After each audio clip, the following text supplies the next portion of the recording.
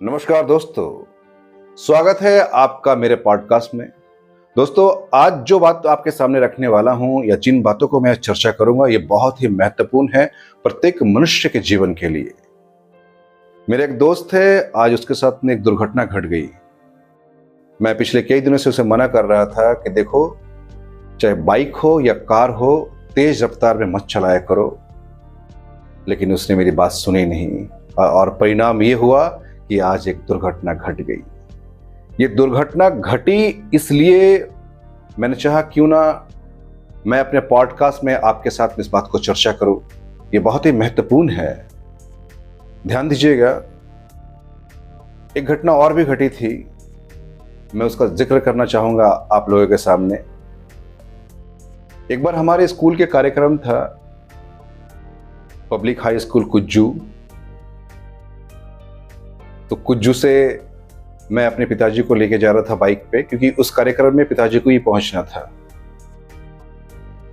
और उन दिनों में हमारे घर पे हीरो होंडा बाइक आया हुआ था और मैं बड़ा ही तेज रफ्तार से उसे चलाया करता। कुज्जू, मुरपा, केवी गेट ऐसे घूमा करता, कोई काम ना हो तो भी घूमा करता। लेकिन उस दिन पिताजी को लेके हाई स्कूल जाना था। करीब 3 बज रहे थे और पिताजी पीछे बैठे और मैं और पिताजी चल पड़े।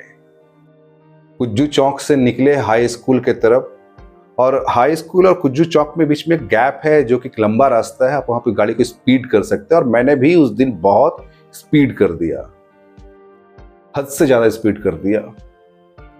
और मेरे पिताजी मुझे पीछे से एक थप्पड़ यहां मारे, बड़ा कसकर थप्पड़ लगा मुझे।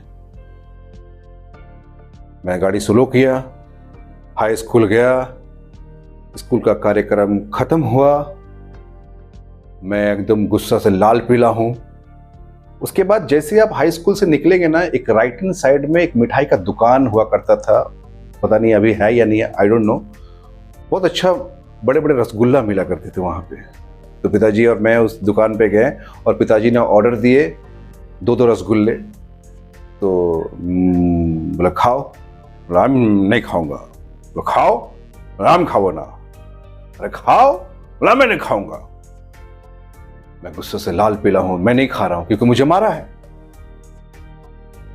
बोलो क्यों नहीं खा रहे हो? बोले नहीं खाऊंगा, नहीं खाऊंगा, नहीं खाऊंगा, नहीं खाऊंगा।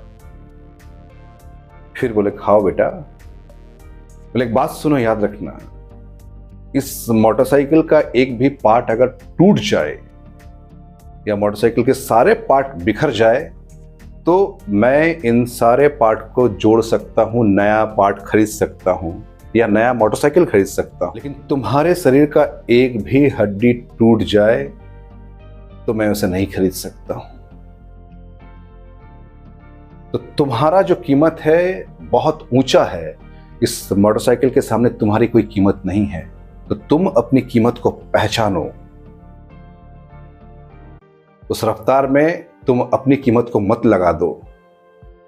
तुम्हारी कीमत बहुत बड़ी है, दूसरी मोटरसाइकिल आ सकती है, लेकिन तुम्हारा एक भी अंग टूट गया तो जीवन भर तुम्हें पछताना पड़ेगा।